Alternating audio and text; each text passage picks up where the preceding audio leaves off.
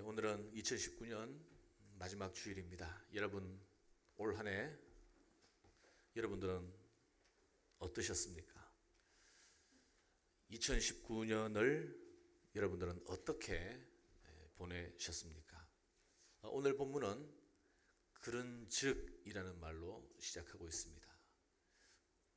그런즉이라는 말은 앞의 내용의 결론을 이야기할 때 쓰는 접속사입니다. 앞에 어떤 이야기가 있는가? 8절 말씀을 한번 봐주시기를 바랍니다. 너희가 전에는 어둠이더니 이제는 주 안에서 빛이라. 빛의 자녀들처럼 행하라.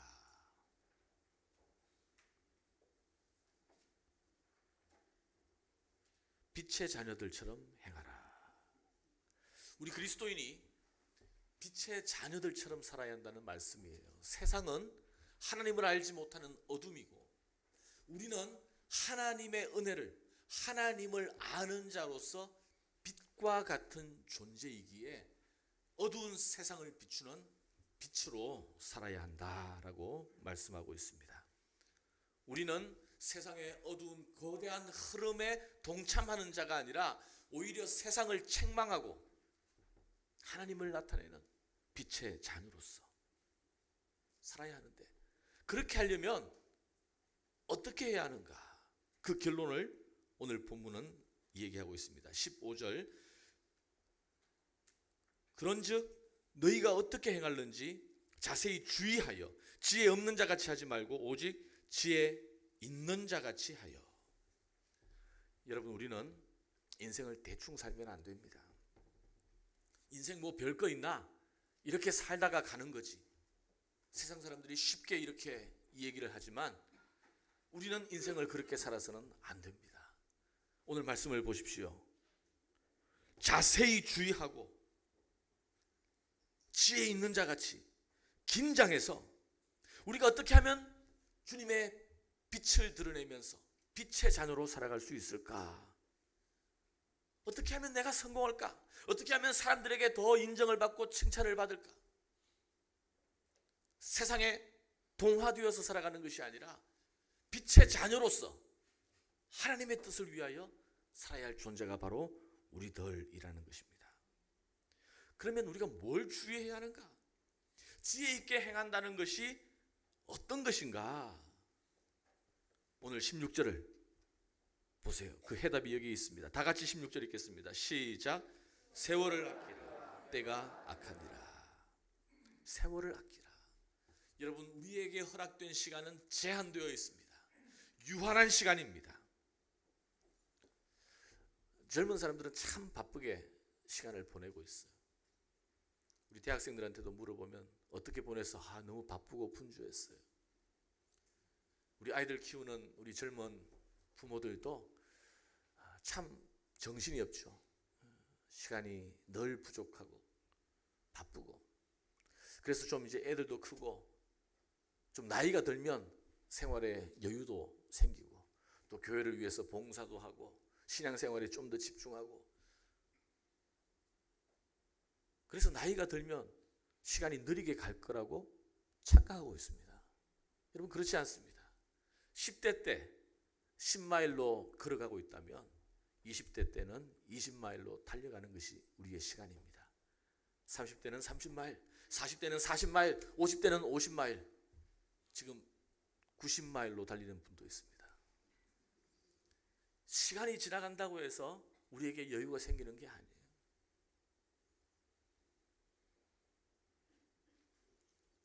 어떤 일본 셀러리맨이 자기가 지나온 시간을 찬찬히 한번 분석을 해봤다고 그래요.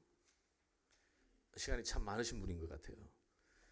30년을 분석을 해봤더니만 1950일을 살았는데 그 중에 잠을 잔 시간이 3505일, 밥 먹는 시간이 707일, 담배 핀 시간이 1140일. 밥 먹는 시간보다 담배 핀 시간이 훨씬 많네요. 독서하는 시간이 722일, TV 본 시간이 775일, 전철에서 보낸 시간이 691일, 잔치에 가서 술 마신 일이 517일, 다른 사람 흉보고 험담한 시간이 441일, 술집에 간 날이 266일, 도박하면서 보낸 시간 258일, 기분이 나빠 아무것도 하지 않았던 시간이 1596일, 다다미 위에서 아무것도 하지 않고 기어다닌 시간이 197일. 여러분 올 한 해 어떻게 시간을 보내셨습니까? 러시아의 유명한 작가 도스토옙스키라는 분이 있죠. 까르마조프의 형제들이라는 책으로 대표되는, 그분이 젊은 시절에 특별한 경험을 했습니다.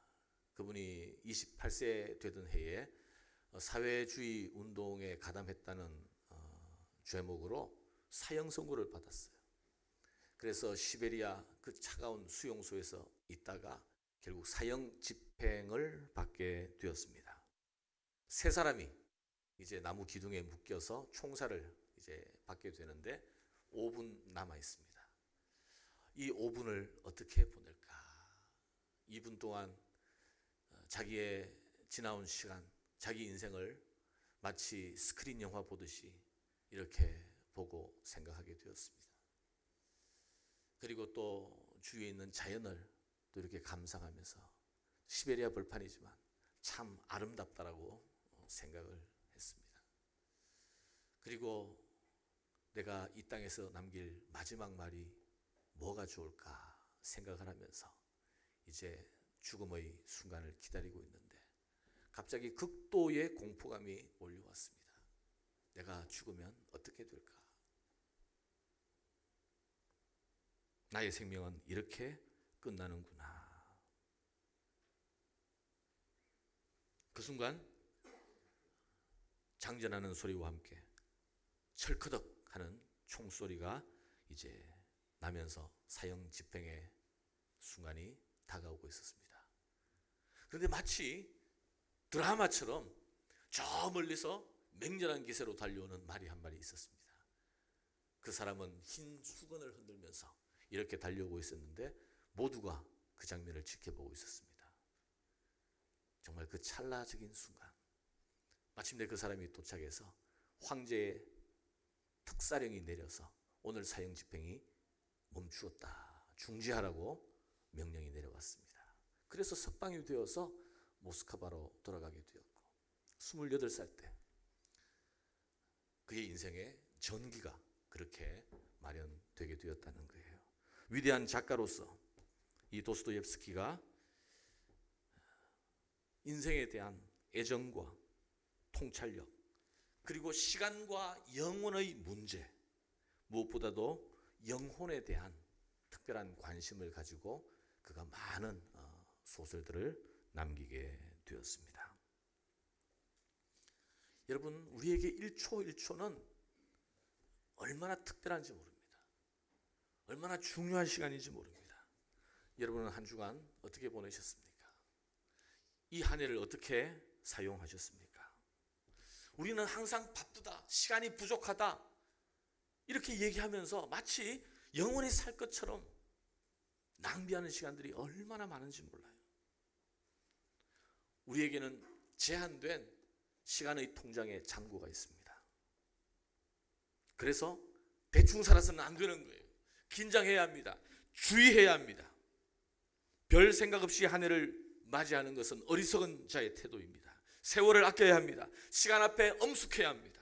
그래서 이 연말연시에 한 해를 돌아보아야 하고 또 새로운 한 해에 대해서 특별한 마음을 가져야 하고 오늘 이 말씀을 듣고 다시 한번 세월을 아끼는 지혜가 있기를 주님의 이름으로 축원합니다.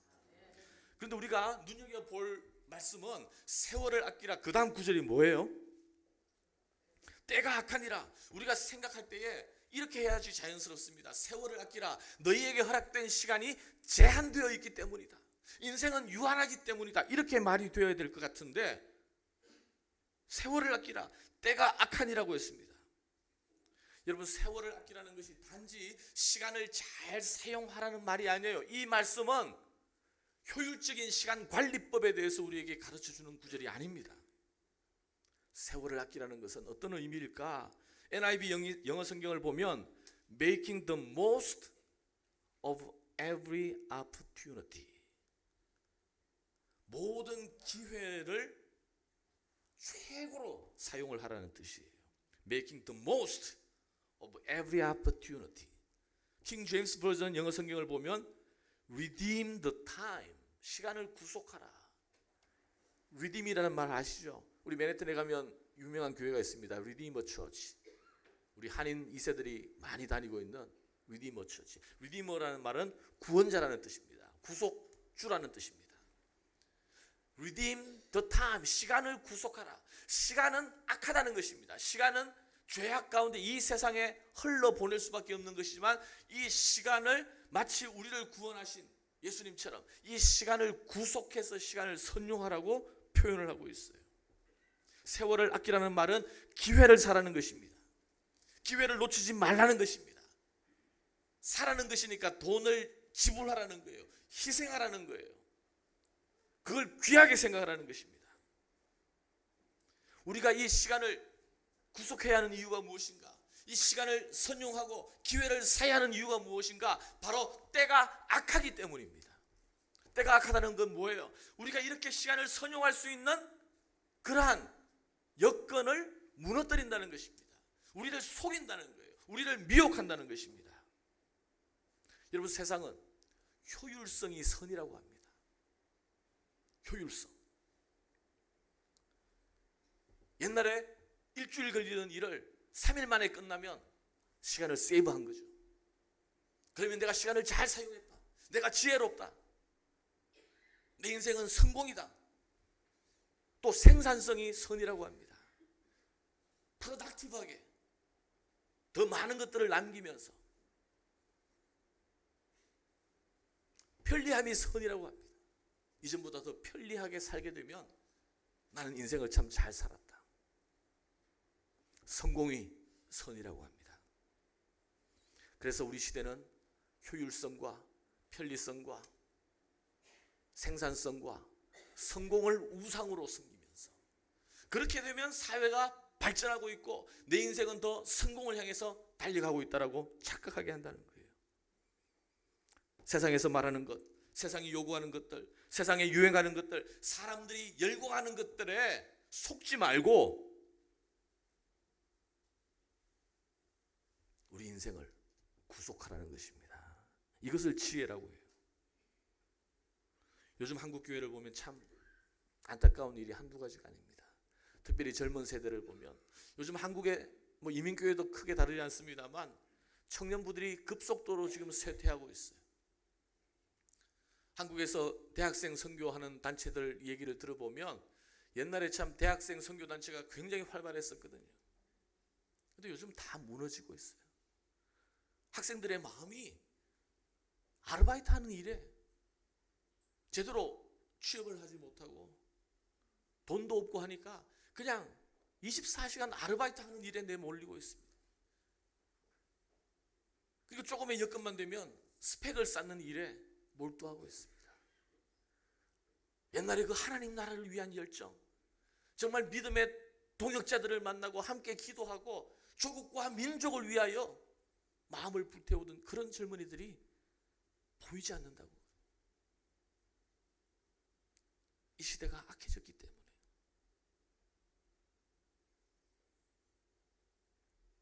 악한 시대의 풍조와 흐름에 휩싸여서 자기 자신을 세상 속에 방치하고 방탕에 자신을 방임하는 그런 오늘날 사람들의 모습.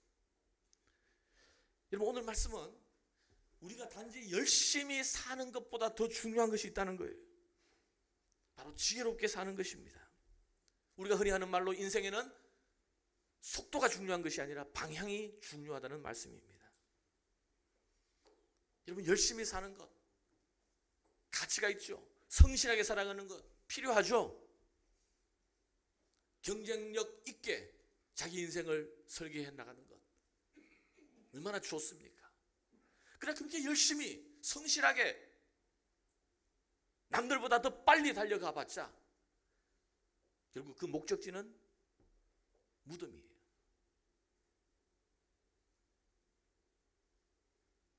여러분, 기회를 사야 합니다. 세상은 악하기 때문에 우리가 그 기회를 놓치도록 만들고 있습니다. 그래서 좀 어려운 말로 크로노스 시간 속에 카이로스의 삶을 살아야 한다는 것입니다. 여러분, 한 해를 마무리하고 새로운 해를 맞이하면서 우리가 어떻게 우리의 기회를 선용할 수 있을까?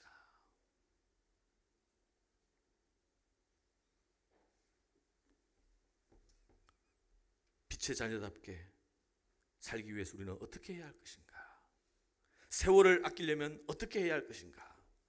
자, 두 가지 우리에게 중요한 실마리를 제시해 주고 있습니다. 17절입니다. 같이 읽겠습니다. 시작. 그러므로 어리석은 자가 되지 말고 오직 주의 뜻이 무엇인지 이해하라. 단지 내가 열심히 사는 것이 최선이 아니에요. 내가 다른 사람보다 더 빨리 뛰고 경쟁해서 이겼다라고 해서 승리한 것이 아닙니다.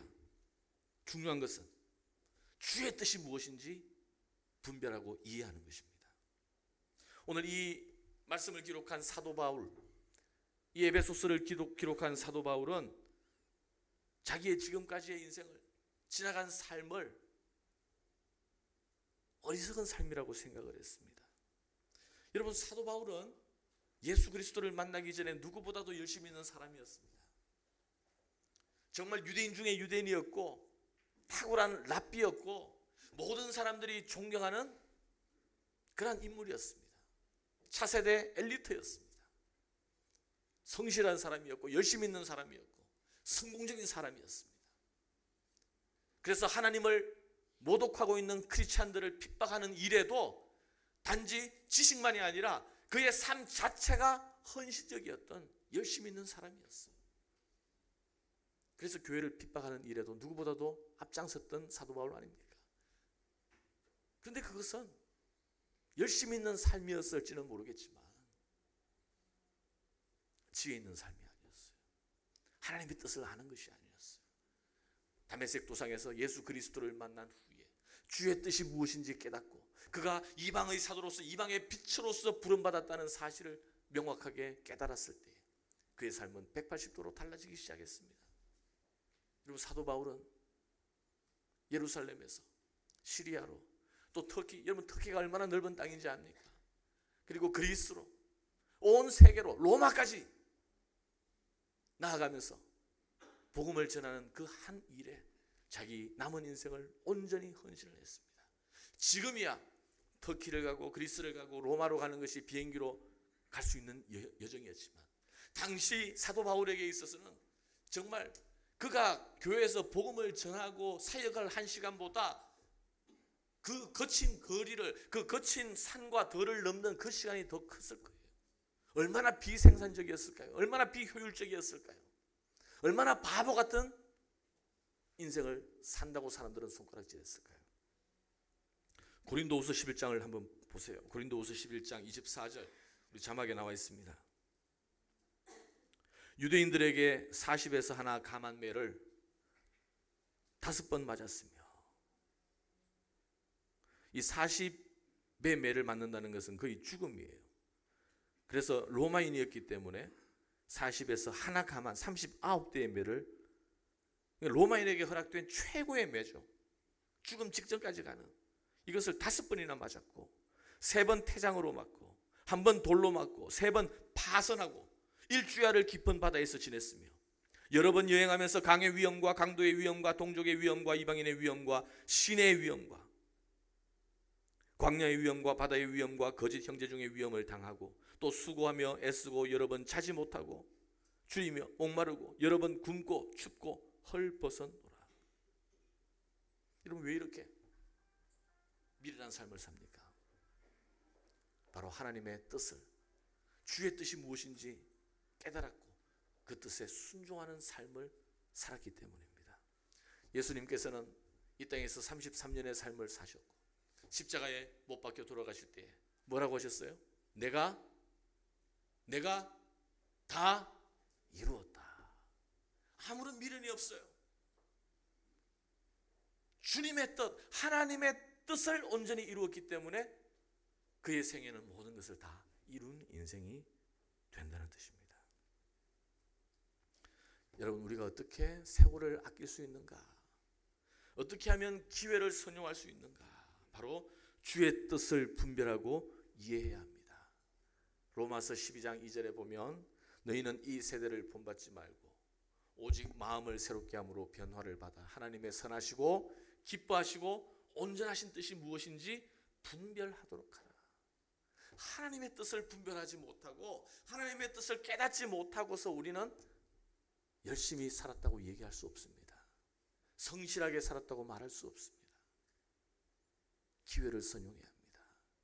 우리에게 허락된 이 시간, 바로 하나님의 뜻을 분별하고 이해하고 순종하는, 그것이 바로 또 한 해를 앞둔 우리에게 있어서 절실한 마음가짐이 되어야 하는 줄 믿습니다. 여러분, 이번 주간 송구영신 특별 새벽 기도회가 있습니다. 한 해를 우리가 어떻게 준비할 수 있을까요? 푹 쉬면 될까요? 어디 여행하면 괜찮을까요? 쉬는 게 나쁜 것이 아닙니다. 여행하는 것이 불필요한 뜻이 아니에요.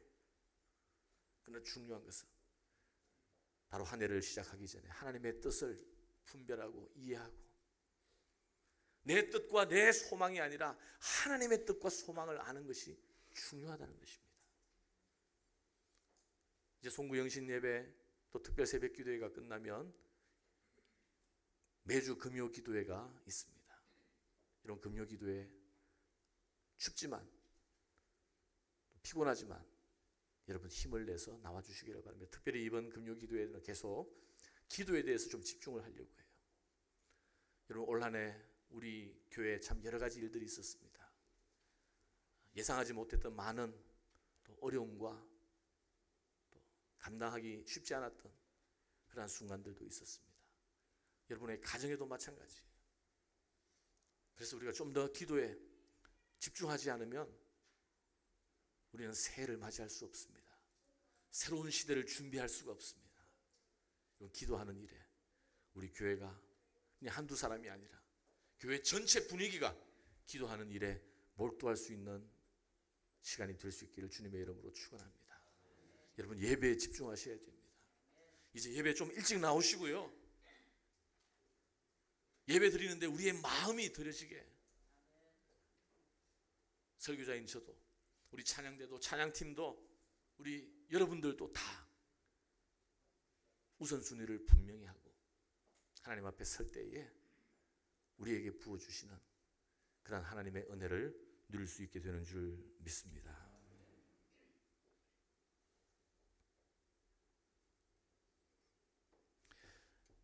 우리를 향한 하나님의 선하시고 기뻐하시고 온전한 뜻이 무엇일까?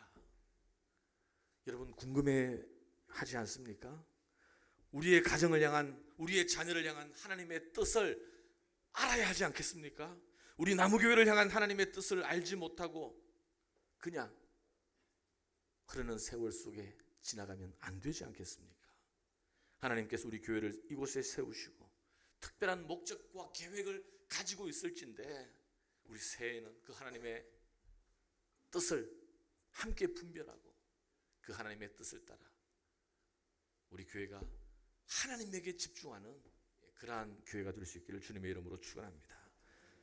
그리고 두 번째, 우리가 어떻게 하면 세월을 아낄 수 있고 시간을 구속할 수 있을까?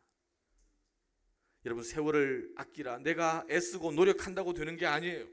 주의 뜻을 이해하고 분별하는 것으로 끝나서는 안 됩니다. 거기에 하나 더 필요한 것이 있습니다. 18절입니다. 다 같이 읽겠습니다. 18절 시작. 술 취하지 말라. 이는 방탕한 것이니 오직 성령으로 충만함을 받으라. 술에 취하고 세상에 취해서 하나님의 뜻을 분별할 수가 없습니다. 그것을 행할 능력도 얻을 수가 없습니다. 성령 충만함을 받으라.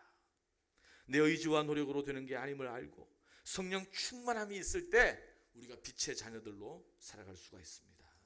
여러분, 연말입니다.